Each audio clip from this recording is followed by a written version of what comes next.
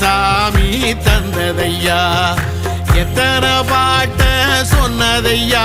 அத சுத்துற பூமி கண்டதையா அடிச்சு வீசும் காத்துலையும் அந்த தகப்பனாச சுத்துதையா